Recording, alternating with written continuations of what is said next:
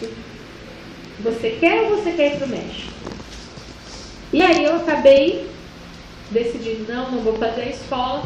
Nisso, eu entendi que eu precisava aprender inglês. Nisso, a ideia inicial era, vai para uma base de Okun, faz a escola de inglês, serve a escola de inglês e tudo mais. Eu acho que isso tem um pouquinho a ver com aquela história de se conformar, né? Então, olha só que tristeza me conformar com o que Deus tinha.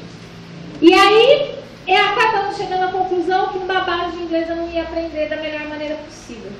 Eu ia gastar um dinheirão pagando escola. Isso é o meu caso, tá, gente? É a minha realidade. E que eu não tinha disciplina suficiente, que eu ia acabar conversando com os brasileiros até que chega, que o negócio era eu ter uma experiência de imersão total.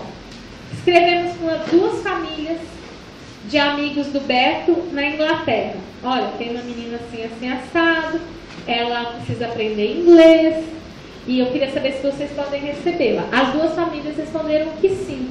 Uma das famílias era um casal que devia ter uns 35 anos na época, e tinham 2 filhinhos, e a outra era um casal de idosos, né? Ele tinha na época 70 anos e ela 67. Aí eu falei, ai Beto, eu não vou morar com o velho não, pelo amor de Deus.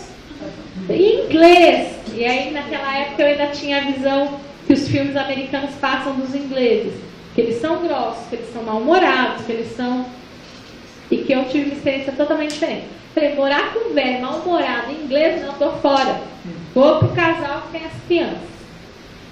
Um mês antes, esse casal começa a enfrentar alguns problemas conjugais e escreve pro Beto, ó, não vai dar para receber a Carlinha, não. Aí escrevemos pro casalzinho de idosos, né? Eu engulo tudo que falei. Então tá, ela pode vir sim. Cheguei lá, gente, fazer uma história bem comprida, curta. Um amigo meu pagou toda a minha passagem de ida e volta. Deus falou com ele que Deus perguntou para ele estava fazendo um processo de trainee para entrar na Johnson & Johnson. Deus falou para ele no primeiro dia que ele estava indo fazer a entrevista: se você for contratado, você paga a passagem da Carlinha? Aí ele paga. E aí foi passando fase por fase, até que ele foi contratado, pagou minha passagem inteirinha. Deus dobrou o meu sustento, então eu tinha o suficiente para viver na Inglaterra. Só que eu cheguei na casa desse casal de velhinhos, né, que vão falar assim deles agora, da Ellen e do Barry, e eu cheguei num dia, ela viajou no outro. Eu sem falar inglês, com um senhor de 70 anos, foi uma beleza, 3 dias. Ele me levou na biblioteca, me levou para ver as coisas, aquela comunicação boa, de quem ninguém fala língua nenhuma, mímica até que chega. E eu perguntava, money, I need to give money, só falava isso, né? Preciso te dar dinheiro, preciso te dar dinheiro. Aí, não, depois, não. Eu sei, gente, quando deu 3 semanas, eu entrei no Google Translator e escrevi assim: eu preciso saber quanto eu preciso pagar para vocês, porque eu não sei se eu tenho dinheiro. Imprimi e dei para eles. Aí, eles viraram para mim e falaram assim: depois a gente fala. Daí na hora do almoço, eles vieram me falar que eles tinham orado e que Deus tinha falado para eles que eu era como filha e que filho não paga aluguel na casa de pais. Resumindo a história, eu fiquei lá 4 meses e meio. E o que eu queria, e se eu pudesse juntar dinheiro, o que eu compraria? Daí eu falei que eu compraria um computador. Então eu fiquei lá 4 meses e meio. Todo o dinheiro que eu passaria para eles eu juntei, comprei meu primeiro computador e foi assim a história.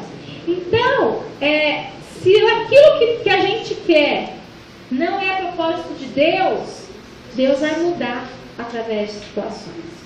Para mim, a melhor coisa da vida foi no tempo do México. Eu olho para o ano da Inglaterra, o ano de 2006 foi um dos melhores anos da minha vida. Eu fiquei 7 meses na Europa, fiquei 8 meses e meio fora da base, 7 meses na Europa. Estou contando uma história, depois tem a história da Europa, tem várias histórias dessa coisa toda, mas tudo é fruto de obediência. Tudo é fruto de relacionamento com Deus. Então, gente, obedecer não é tão dolorido. Pode sim significar reajuste de algumas coisas. Pode sim significar pensar de uma outra forma. Pode sim entender que o lugar bonito no verão não é o México, mas é a Inglaterra. Eu peguei o melhor verão dos últimos 40 anos na Inglaterra. Eu voltei morena, porque a gente morava numa cidade no litoral sul da Inglaterra. Eu ia para a praia quase todo dia. Então, assim, entendam uma coisa: Deus ama a gente e Ele tem o melhor. Tá? Então, tornar o sonho de Deus realidade, olha, eu fiz besteira lá, mas aqui não mudou nada.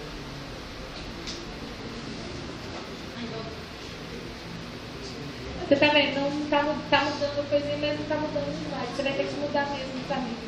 Desculpa, viu? Tá te dando trabalho. Agora nem aí, tá aí? Peraí.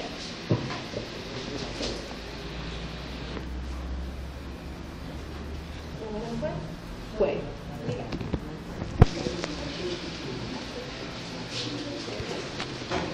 Outra coisa que a gente precisa entender os tempos de Deus. Pode apertar mais um. Muitas vezes, gente, nós somos como borboletas no casulo. E borboleta, se a gente ajuda ela a nascer, o que acontece com ela? Ela morre. Ela tem o tempo certo de nascer. Ela tem o tempo certo de sair do casulo. E assim, a minha geração é apressada. A sua é 2 vezes apressada. A próxima é 50 vezes apressada.